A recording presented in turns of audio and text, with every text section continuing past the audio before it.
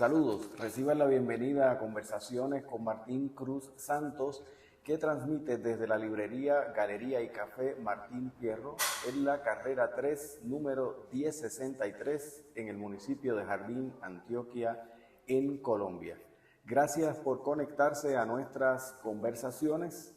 Gracias por visitar y compartir las mismas en nuestro canal de YouTube. Hoy tenemos otra conversación de gran interés que lleva por título Perspectivas culturales de un filósofo. Y nuestro invitado en esta ocasión es Jorge Giraldo Ramírez, doctor en filosofía, jardineño, profesor emérito de la Universidad EAFIT de Medellín, escritor, investigador y otras cosas que iremos conociendo sobre la marcha.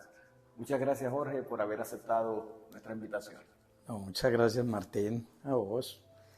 Primero por el espacio pues, que estás desarrollando, me parece muy importante para la vida cultural de Jardín y de la región. Y segundo, obviamente, pues por invitarme a estar aquí. Para nosotros es un honor. Siempre nos interesa comenzar por ese contexto biográfico. Ya hemos dicho que eres jardineño, que eres filósofo, pero nos interesaría que nos hablaras, nos pusieras en contexto ese ser jardineño, ese ser del suroeste, que mucho tiene que ver con lo que estaremos conversando. Sí. Bueno, no, efectivamente yo soy jardineño, pasé aquí mi infancia, vengo de una familia de pobladores viejos de Jardín, tanto por rama materna como paterna. Viejos, me estoy refiriendo a que algunos de ellos estaban aquí desde antes de la fundación del pueblo y otros llegaron poco tiempo después de esa fundación.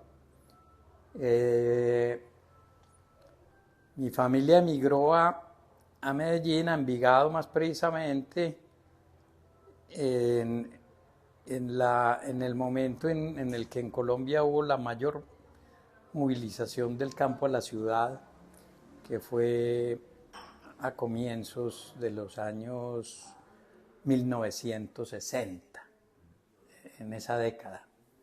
Mi familia emigra, pero es una familia que siempre mantuvo, digamos, el nexo con el pueblo. En ese sentido se podría decir una familia que nunca se fue.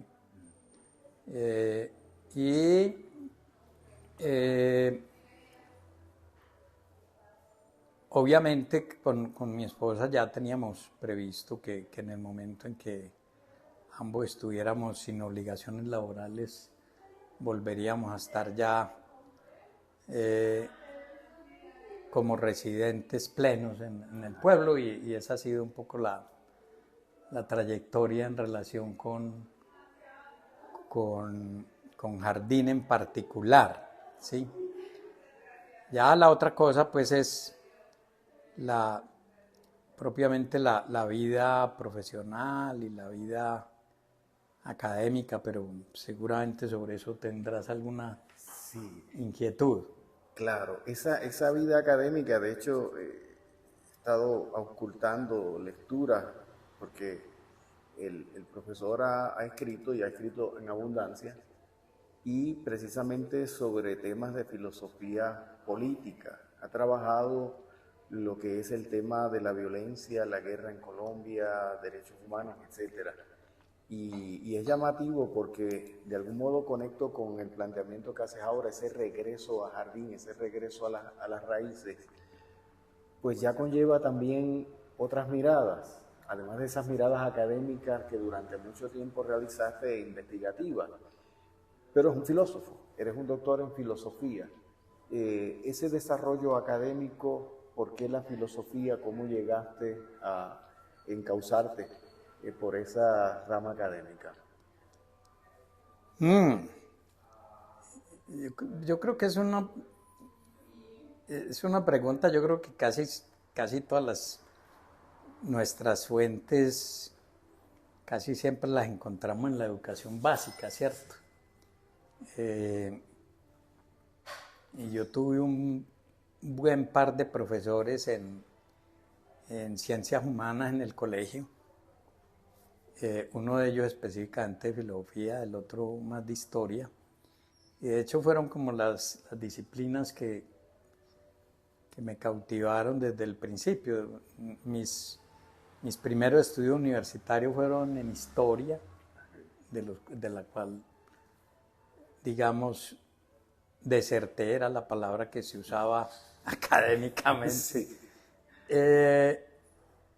Y mi pregrado es una licenciatura en filosofía e historia. Entonces, desde eso, digamos, se generó en mí como la necesidad de combinar esos perfiles. Y después me encontré con que ya algunos filósofos célebres, por ejemplo, John Rawls, uno de los famosos pues, del siglo XX, decía que lo que antiguamente se llamaba filosofía práctica, es decir, ética y política, tenían que ir de la mano con el conocimiento de las ciencias sociales. Entonces yo creo que siempre intenté, y esto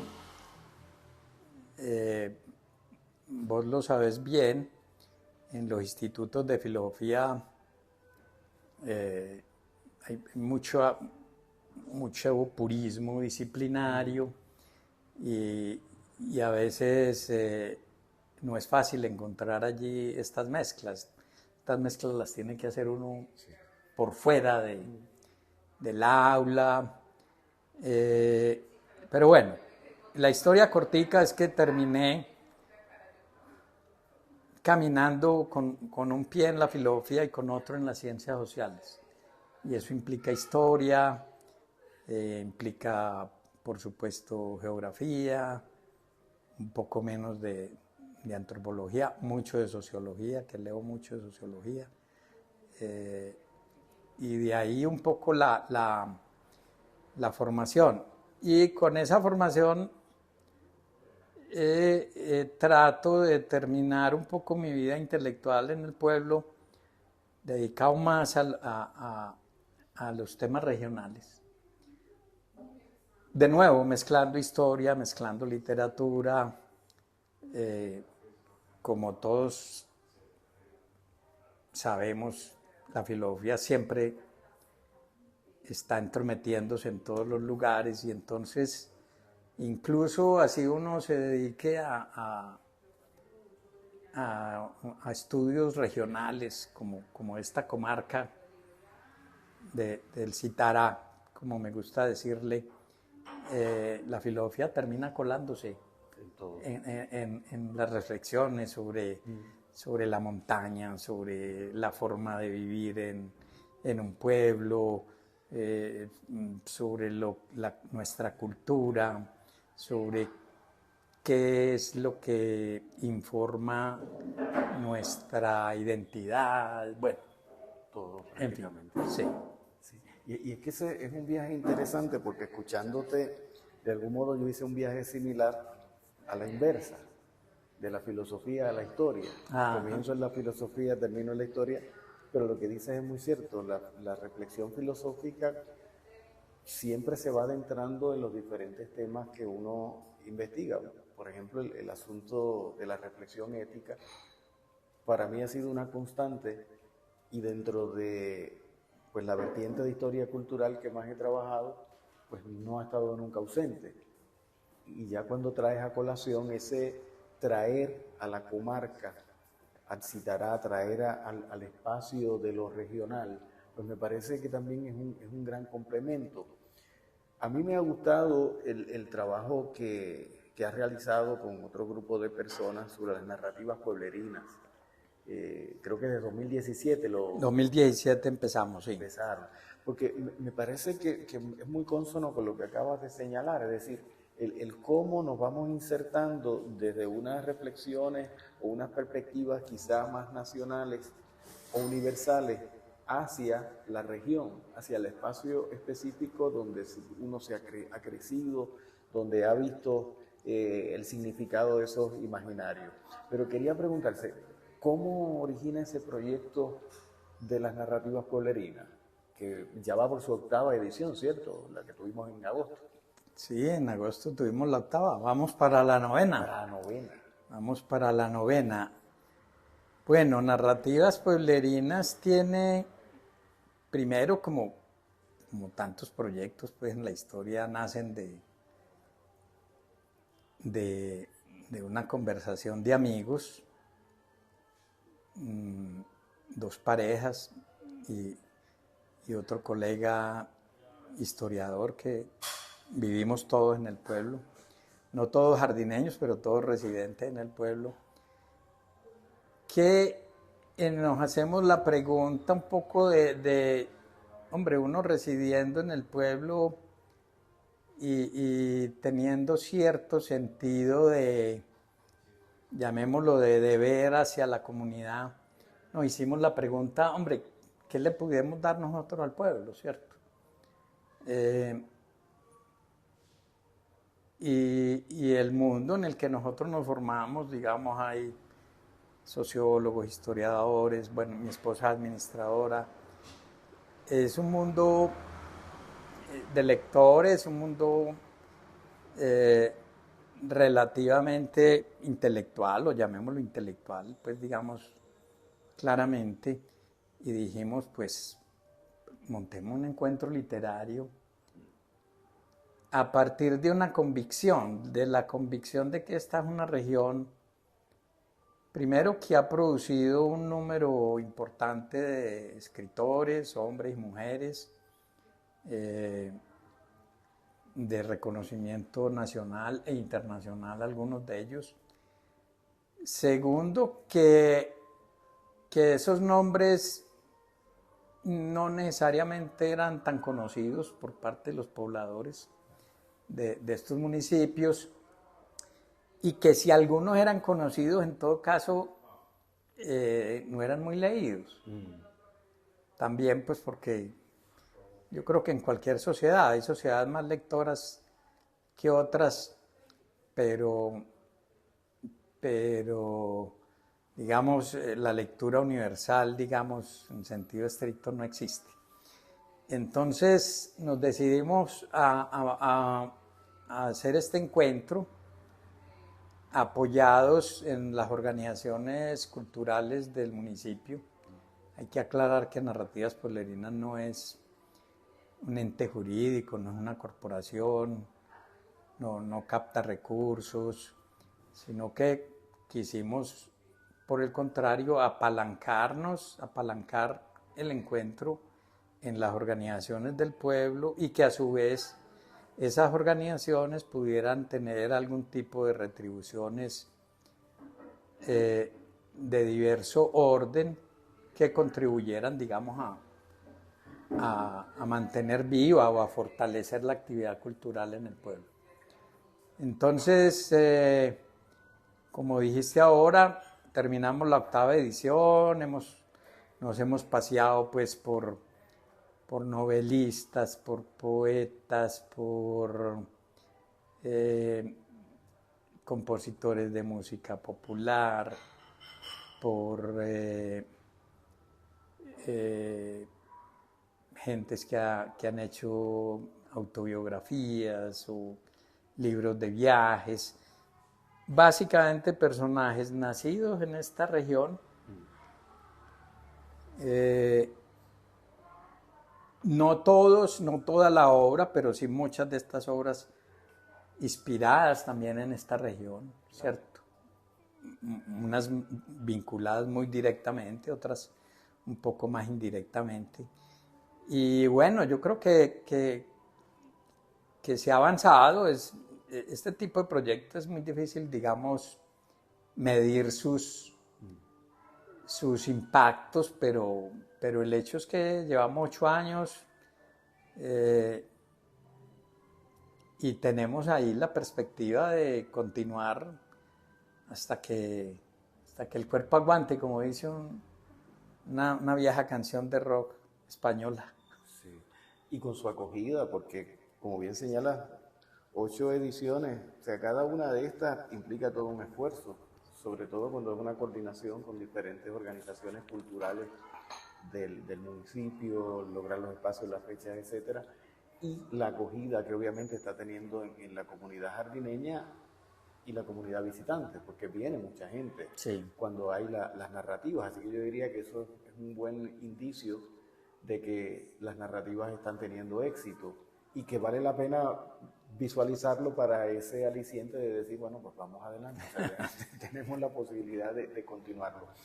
Jorge, esa transición de la academia, no solo de la academia a lo regional, de decir, estuve en la academia X cantidad de años produciendo saberes desde esta perspectiva y ahora me encuentro jubilado, pero el hecho de que en tus escritos, y vamos a comenzar ya mismito a hablar sobre esos escritos recientes, denota como esa, y un poco también se señala en el prefacio del libro, ¿no? Esa ruptura o esa discontinuidad de el rigor de lo académico, es decir, esos temas obligados a los que nos vemos en un momento dado, a decir ahora, no, vamos a permitir que la creatividad fluya más, no es que no haya fluido, pero que fluya más, que de algún modo tenga una cercanía a la región, tenga una cercanía a su gente, en esa búsqueda de cuáles son las tangencias que en este momento de mi vida yo quiero desarrollar. Y es lo que vemos en el libro reciente, que lo mencionábamos en una conversación anterior, sobre Citará, la montaña, el hogar, que como hemos señalado, y por acá tenemos un ejemplar, es una belleza de libro, no solo en el ensayo poético, diría yo, que contiene, sino en esa conjunción de artes que están presentes. Sí. ¿Cómo llegaste a digamos, a esa decisión de que me voy con Citará? Es lo que quiero escribir en este momento de mi vida. Lo digo porque leyendo otros trabajos tuyos, pues obviamente son trabajos en los que enfocaste asuntos de filosofía política cruda, es decir, de gran rigor. Y ahora decides, vamos a entrar a Citará, volvamos a la región. Sí. Bueno, yo no sé en Puerto Rico, pero en Colombia cuando yo estaba, digamos, en la plenitud de mi vida académica, realmente ya había muy poco espacio para la creatividad en la escritura académica, ¿cierto? Entonces, y yo lo digo porque antes de eso uno se pone a leer, digamos, los clásicos de las ciencias sociales, incluso la filosofía colombiana, pues si pudiéramos hablar de clásicos, ellos tenían más soltura, más libertad. Ya en mi época ya eso no existía, ya nosotros estábamos bajo los imperativos de conciencias, bajo los imperativos de las revistas académicas. Después llegó esta vaina medio perversa de los rankings internacionales. Y entonces eso te asfixia. Sí. ¿Sí? Y yo tenía un tanque de oxígeno que era mi columna de prensa y mi blog, y entonces allí me liberaba un poquito y me ocupaba de asuntos diferentes y los trataba con un lenguaje un poquito diferente. Entonces un poco, yo creo que de alguna manera eso sirvió como ejercicio, pero también como periodo de prueba para decir, bueno, intentemos ver una cosa un poco de más aliento en esta vía. Eso por el lado propiamente formal, ¿cierto? De la escritura, en fin. Ya por el lado temático, esto entró por donde tenía que entrar, que era por los ojos, ¿cierto? Yo he tenido pues una afición vieja al dibujo y a la pintura, que empecé a organizarla hace unos 10 años, asistiendo a clases y en fin. Y en ese momento, de manera muy natural, mi objeto temático fueron los farallones de Gitara. La casa de mis abuelos maternos aquí en el pueblo, pero después también la casa nuestra.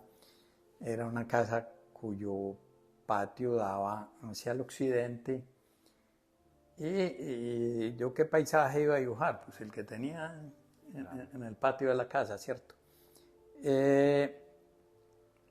Eso ha hecho que a lo largo de 10 años yo haya acumulado pues decenas de dibujos y de pinturas sobre los farallones, pero como uno tiene la enfermedad profesional del filósofo, que una de las enfermedades profesionales del filósofo es que uno no puede hacer nada sin buscarle sentido. Exacto. Entonces, yo empecé a pintar a montaña y a la par empecé a investigar por esas montañas. Empecé a sacar placas, cartas. Aquí les decimos, creo que es placas que le dicen en el Instituto Geográfico. Entonces me iba al Instituto Geográfico, sacaba unas placas. Todavía no existía el Google Maps. Después empezaba a buscar investigaciones de geología, tratando de entender qué era eso, ¿cierto? Cómo se había formado, qué tamaño tenía, conversando mucho con la gente, cómo llamaban los picos, que eso es una vaina un poco llena de incertidumbres y de ambigüedades. Y cuando de repente el tema ya estaba, como dice un colega, en la yema de los dedos. Sí. Ya había una información procesada, una sensibilidad. Estaba viendo lo que hacían nuestros muchachos artistas en jardín y de ahí salió la idea. Es decir, me encontré con que esa montaña no tiene un libro. Toda la información que existe es información muy dispersa. Entonces yo dije, pues tratemos de juntar eso. Vos que ya estás aquí en el pueblo sabes del peso que tiene esa imagen en la cotidianidad jardineña. Entonces, bueno, tratemos de empezar a verbalizar, a ponerle palabras a eso. Eso es muy difícil. En filosofía hay un concepto que se lo atribuyen, pues todos los modernos se atribuyen a sí mismo todo, pero que tiene un origen, como casi todo también en Grecia, que es el concepto de lo sublime.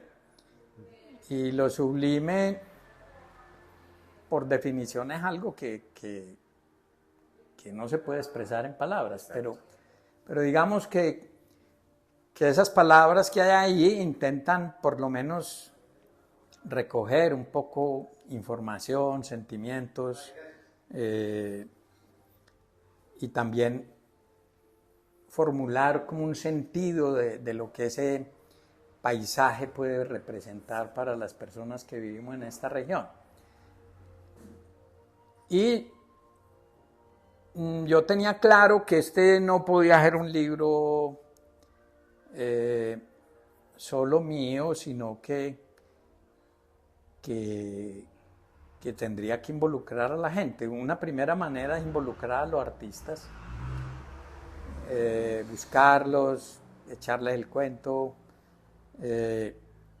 invitarlos a que presentaran una obra para ilustrar el libro. Y lo otro es un poco lo que estoy haciendo, que nunca lo he hecho pues con ninguno de mis libros, y es ya salir a mostrarlo y sobre todo mostrarlo en la región. Exacto. Sí. Hacer una presentación en jardín como la que hicimos en el 13 de septiembre, pues creo que fue muy importante. Hacer una presentación como la que se hará en el corregimiento de Farallones el 16 de octubre, y tratar de hacer luego tal vez en Andes, Jericó, no sé qué otro lugar. Es parte como de mi propósito de compartir la reflexión, ¿no? Y es que, bien dices, la montaña o sea, la montaña es omnipresente. Esa imagen de la montaña, pues es jardín, es el suroeste, es esta zona, ¿no? Entonces, de hecho, leyendo el libro es llamativo porque hay una imagen donde hay días que uno no ve las montañas. O sea, está totalmente blanco, nublado, pero uno sabe que están ahí detrás. O sea, de algún modo es como el referente es esa montaña. Incluso a mí me ocurre, desde la ventana yo miro, veo que está todo nublado, pero al rato vuelvo y miro. Claro. No, ya voy viendo los picos. Sí. O sea, entonces esa omnipresencia de la montaña, pues es como medular al imaginario de la vida en esta zona. O sea, el hecho de que diversos artistas, en pintura, en fotografía, bordado, se inspiren en la montaña, y yo creo que se puede inspirar en otras áreas también, en la música, etcétera, nos habla de que prácticamente la montaña es el hogar. Sí. O sea, es la casa. Es la casa. Como se llama el primer capítulo del ensayo, sí. La montaña de la casa. Sí, sí. La montaña de la casa, porque realmente, pues aquí en la conversación que tuvimos en Martín Fierro, en la apertura de la exposición, el día de la presentación del libro, lo contaba pues Mariluz Arango, decía, no, yo paso de ver la catedral de la sala y paso a mi alcoba y veo el Caramanta, ¿sí? Y lo mismo nos pasa cuando salimos a caminar hacia el sur, entonces estamos viendo sobre todo el San Nicolás, pero si vamos a caminar un poquito más al norte vemos más el Caramanta, y si nos bajamos un poquito como hacia el occidente, por las partes altas alcanzamos a ver el Paramillo. Y entonces ahí hay una omnipresencia. De hecho, una de las obras, uno de los artistas, Hernán Palacio, me dice, Jorge, yo tengo este cuadro, pero este cuadro ahí están las nubes, y le digo lo que digo en el libro. Es que no, es que detrás de las nubes están los farallones. Entonces, está perfecto para el libro. Sí, no, definitivamente. O sea, el libro, y recomendamos su lectura para las personas que nos ven desde Jardín, desde el suroeste, pues es muy fácil conseguirlo. De hecho, aquí en la librería Martín Fierro está disponible, pero igualmente en otros espacios. ¿Dónde pudieran nuestras amigas y amigos, digamos, de zonas cercanas, porque los de Puerto Rico tal vez se lo podemos enviar también, pero... No, inicialmente pues el libro salió hace apenas un mes, lo presentamos en la fiesta del libro de Medellín el 6 de septiembre. Inicialmente está en las librerías, que creo que son 3 o 4 de Grámata, que a su vez es editorial y que fue quien editó el libro, ¿cierto? Yo espero que pronto, pues tener pronto noticias de que está disponible en otros lugares. Pero sí, yo creo que un poco la ilusión de todo autor es que lo que escribe se lea, pero yo insisto mucho en la idea de que detrás de este libro hay sobre todo una idea de afianzar una idea de sentido regional. Sí. Sí. y por eso creo mm, que se me ha metido un poco en la cabeza la cosa de que el libro tiene que ser, o que puede ser un instrumento, igual que otros que hay, que podemos recuperar, o que otros que vendrán, o que las obras que hacen los fotógrafos, los artistas, eh, que tienen que servir de instrumentos para eso. Sí. Sí. Y es interesante que en la conversación que tuvimos con Elber Ledesma, iniciando la misma, él me decía, yo soy nacido en Andes, resido en Jardín, pero me gusta decir que soy del suroeste. Sí. O sea, se construye una identidad de qué es ser del suroeste y esa identidad tiene en su centro los Farallones. Exacto. O sea, esa identidad tiene en su centro precisamente esa montaña. Incluso el libro me ha llevado también a pensar que probablemente no es solo suroeste, porque suroeste es una denominación muy antioqueña. Y resulta que la mitad de esta montaña, por definición, está en el Chocó. Está en el Chocó, correcto. ¿Sí? Y que esta montaña tiene una influencia decisiva en los municipios del norte de Risaralda. Entonces, es una región más pequeña que la región administrativa que llamamos en Antioquia Suroeste, más pequeña en lo que respecta a Antioquia, pero más grande en la medida en que abarca otras zonas que están en otros departamentos. Yeah. Y eso nos pone frente a un tema que vos, Martín, has trabajado, porque has trabajado el tema del paisaje y estos asuntos. Nos lleva al punto en el cual tenemos que decir, el paisaje no se puede seccionar de acuerdo a las fronteras administrativas sí. o a las fronteras políticas, ¿sí? Esto, por ejemplo, para un caribeño muy claro, ¿cierto? Porque hay caribeños en Puerto Rico, en Colombia, en Venezuela, en Panamá, en Cuba, incluso en México, un poco raros, pero también en México. Y lo mismo pasa, digamos, en los últimos años hubo 3, 4, tal vez 5 trabajos,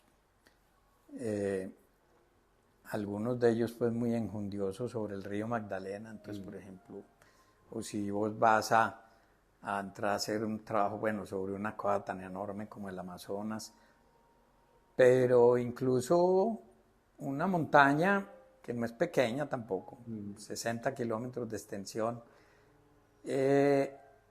también desborda esas fronteras administrativas y políticas, ¿cierto? Sí.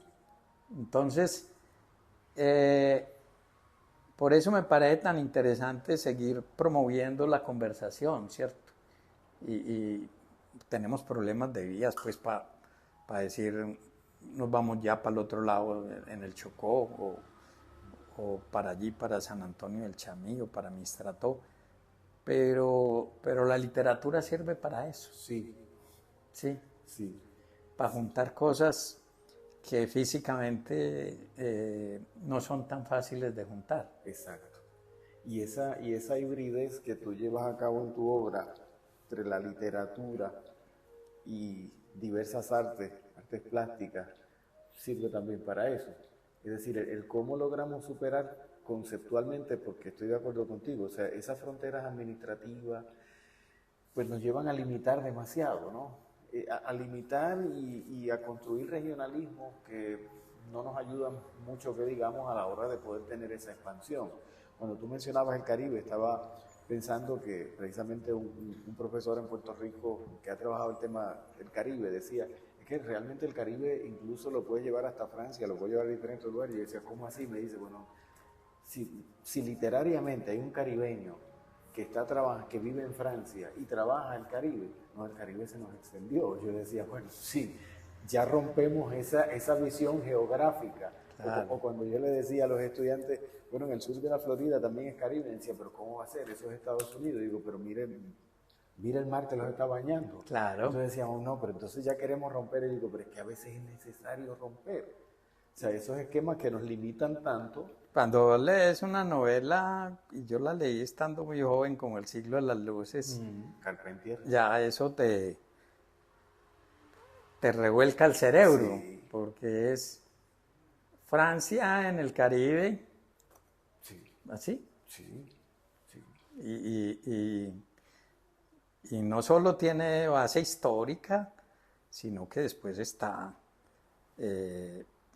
todo el relato que hace Carpentier y bueno, tantos escritores caribeños de lengua francesa, pues que han hecho esa conjunción, Sí. o los de lengua inglesa. Exacto, Y bueno, exacto, en fin. exacto. Sí, Sí. sí. Yo creo que eso tenemos que hacerlo nosotros también, ¿cierto? Con los pueblos que habitan esta región, porque cuando se habla de suroeste también se habla de un concepto muy, muy mestizo. Y una de las cosas que yo intento hacer en el libro es hurgar mucho en la raíz indígena de la región y un poco menos, porque sobre eso hay menos fuentes y la imaginación probablemente no me dio para tanto. También el involucramiento de los pueblos negros. Entonces es hacer más compleja la visión, pero también llamar la atención sobre que la construcción de un sentido de identidad comarcal, llamémoslo, tiene que ser más plural y tiene que juntar más cosas y es parte de lo que intenté hacer en el libro y que espero pues que se pueda seguir por ese camino, independientemente de que lo haga yo o lo hagan otras personas, ¿cierto? Claro. Sí. Y sabemos que en esta, digamos, nueva etapa de tu vida, en la que tienes acercamientos pues distintos a los que durante muchos años en la academia pues habías trabajado, no significa eso el abandono de lo anterior, significa un enriquecimiento, ¿verdad? Sí. De todo lo que la vida es. Pues me parece que has traído a nuestra conversación varios puntos que debemos reflexionar filosóficamente y tomarlos muy en consideración para otras conversaciones con nuestras amigas y amigos, porque definitivamente lo que acabas de plantear, lo que escribes en el libro sobre la montaña, sobre el Citará, posiblemente puede extrapolarse a otros lugares, a otras regiones donde amigas y amigos que nos ven viven situaciones similares. Espacios geográficos, espacios culturales que de algún modo demandan una reflexión mayor, demandan ser abordados de diferentes vertientes, porque precisamente nos permiten construir identidades, nos permiten buscar otros modos de ser y de estar allí donde hemos nacido o donde hemos decidido estar en algún momento. Jorge, esta conversación, digamos, es una embocadura para la posibilidad de seguir conversando. Muy agradecidos por haber aceptado la invitación, muy agradecidos por lo que has compartido con nosotros y que sea esto pues un anticipo de lo que continuaremos haciendo, viviendo, conversando. No necesariamente con la cámara al frente, pero claro, hay que mantener la conversación. Sí. Claro que sí, definitivamente hay que mantener la conversación porque como decimos siempre, conversar nos acerca. Hasta luego.